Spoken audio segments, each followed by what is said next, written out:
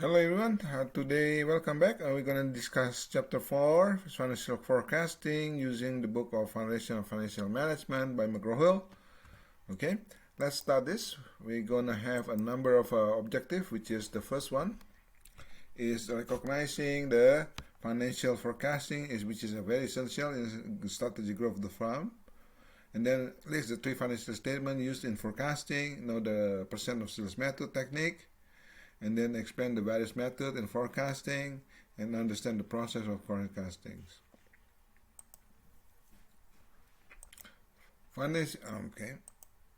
Financial forecasting is basically the ability to plan ahead and to make necessary adjustments before event occurs. This is a very standard way when I was with Nomura doing an investment analyst for a company that wants to do an IPO. We always look at their 5-year financial forecasting. Okay, usually firms through using external events such as risk-taking desires, ability to hedge against risk with careful planning. Okay, what are the risk-taking desires usually? Such as expansions to using of a new factory, or it also hedge against risk. Let's say if they want to borrow money using currency other than their local currency. In that case, like for the case of Indonesian companies, they want to do IPO, they use US dollars or yen. Many of the Japanese related company, they use Eurobond as well in the UK. Okay, there's no growth or decline volume. There are no restricted for paying cost of shortage of funds. And there's a comprehensive financing plan that must be developed for significant growth. This is a standard way of doing practice things.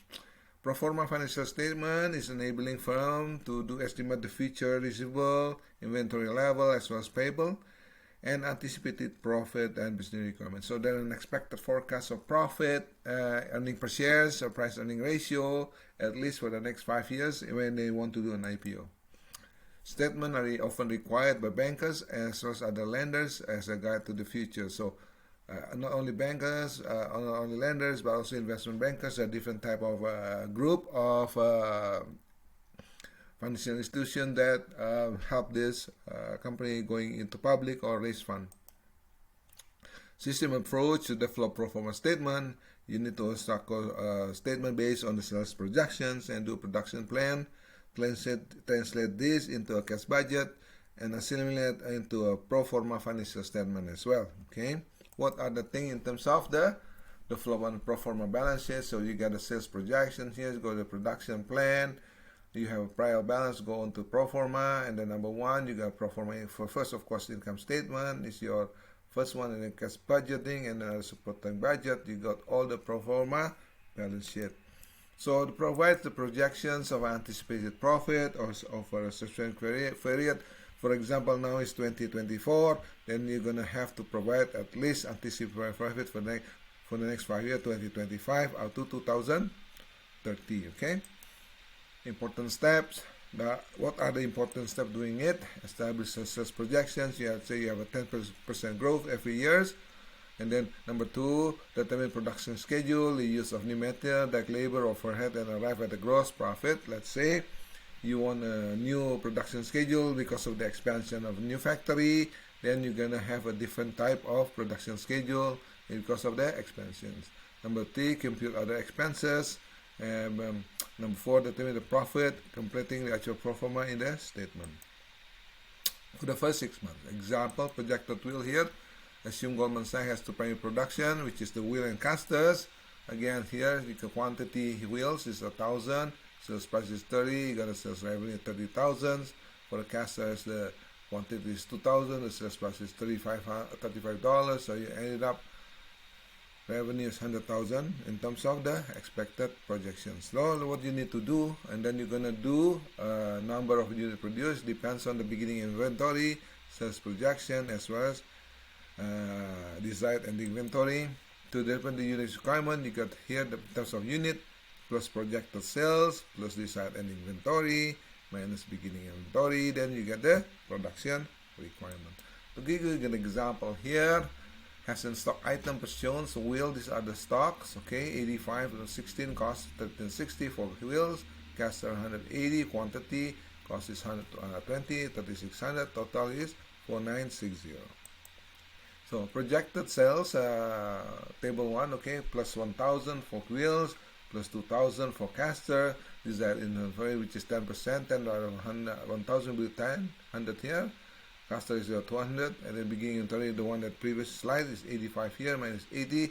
So the unit product we're going to be produced is 1015 for the wheels, and 220 for the caster.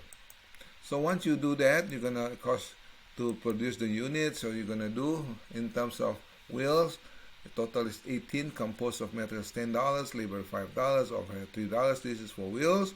For caster is $22, which is materials is $12, labor $6, and overhead $4. And then unit to produce will be wheels 1015 18 here. So total will be 18 to 70. For 2020 will be 22. Total will be 44 for 44,440. So will be 62,710. Okay. All right. Cost of goods sold. Costs associated with units sold during the time period. Assumption of illustration will be FIFO, accounting use, and based on the first allocate cost of current sales beginning with, and then cost of goods being manufactured. So let's say the allocation of manufacturing cost of goods gross profit. So you're gonna go look at the wheels first.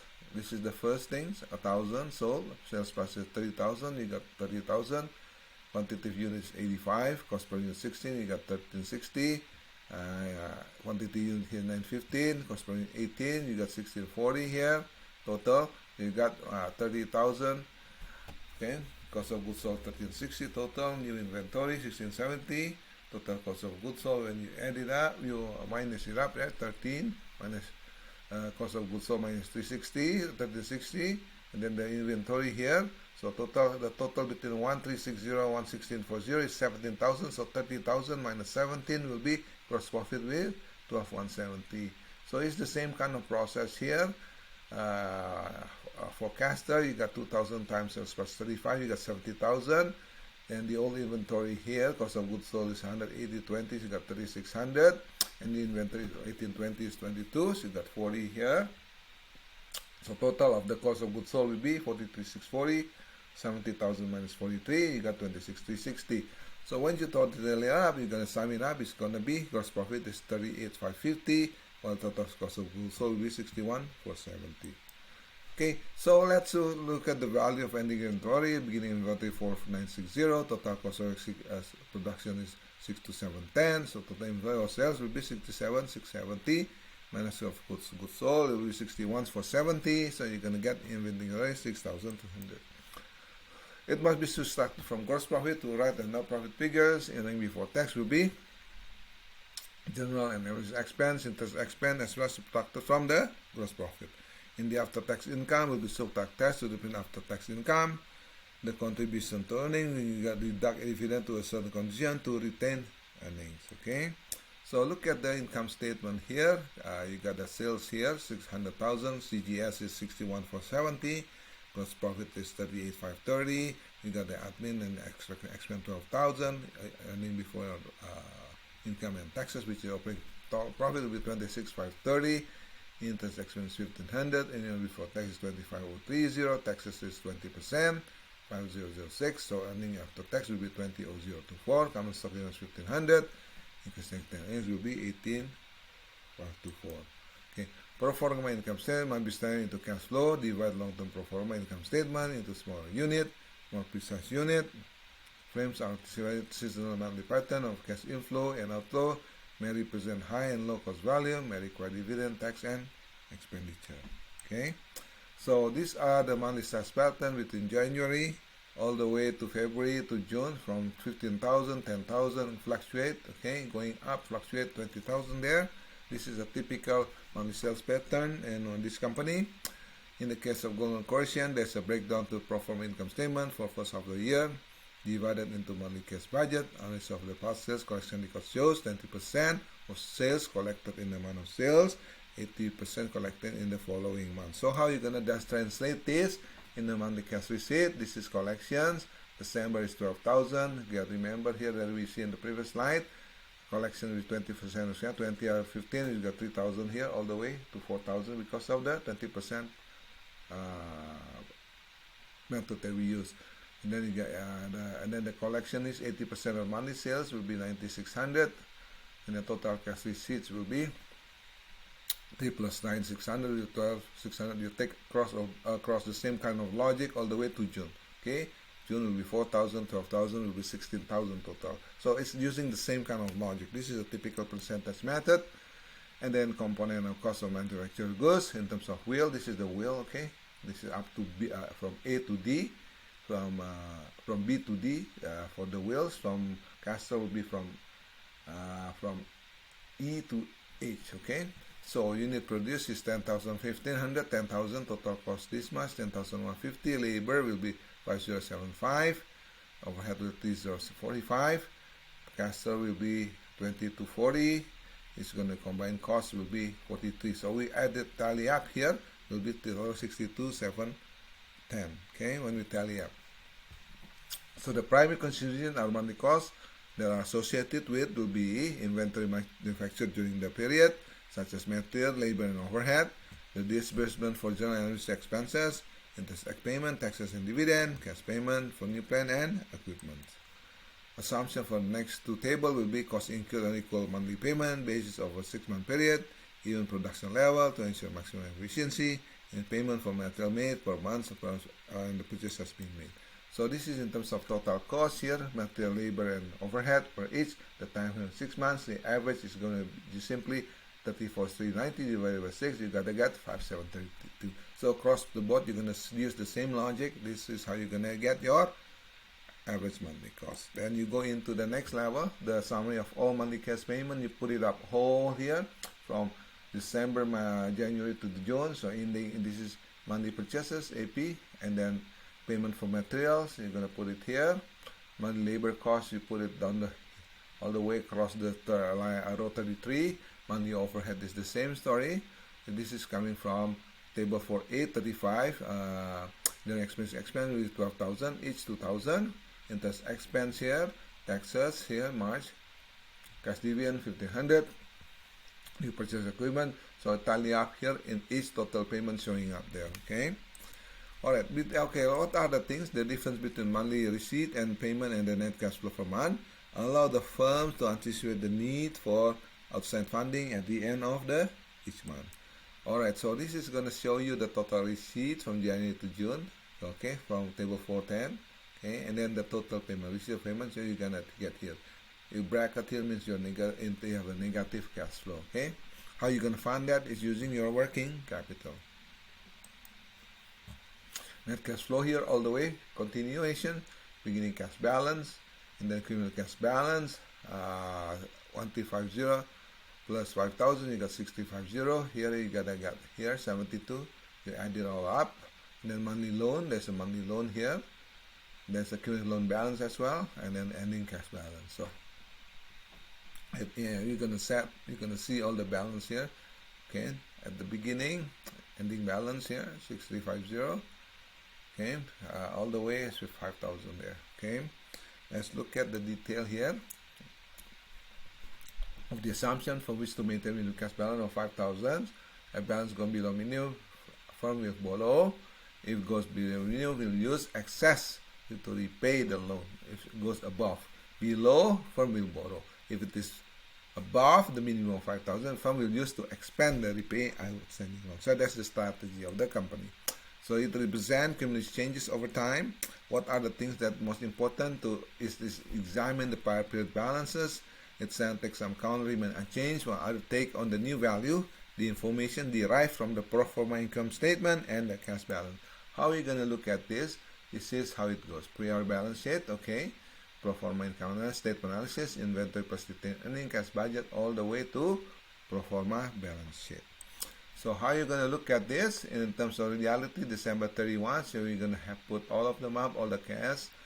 Total asset will be 5,500, as well as liability and stockholder will be 50,500. Again, I mentioned to you on the previous chapter that balance sheet, all left and right has to be balanced. Okay. And then same thing here, where it coming from each table. So give you in from where it's supposed to coming from, okay? From June 30th. Okay, explanation of each balance sheet is cash is 5,000 from here, this table. Market value 3,200 from the table 4.16.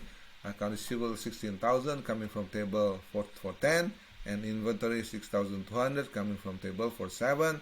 Plant equipment is 27,740 plus 18,000, which is the initial value per purchase. You got 45,000. These are from number 5 in terms of explanations.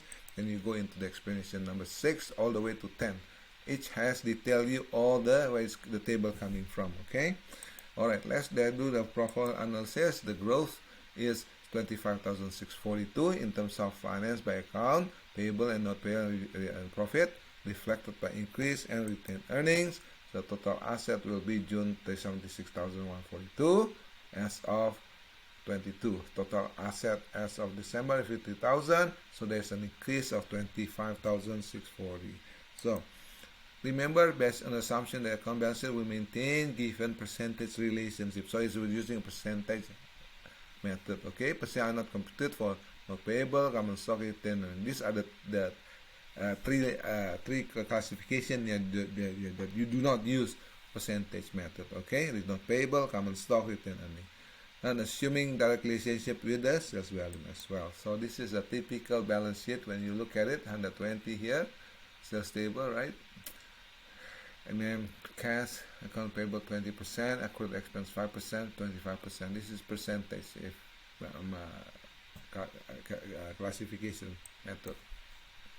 So establish fund required to finance growth, decide finance based on not payable, sales or common stock, as well as use of the long-term debt. So these are the things in terms of required fund. This is the percentage of calculation, how you're gonna go in terms of relationship to sales. 60%, change in sales 100,000, percentage versus 25,000, profit margin. So all this gives you an idea of how percentage being used. Okay.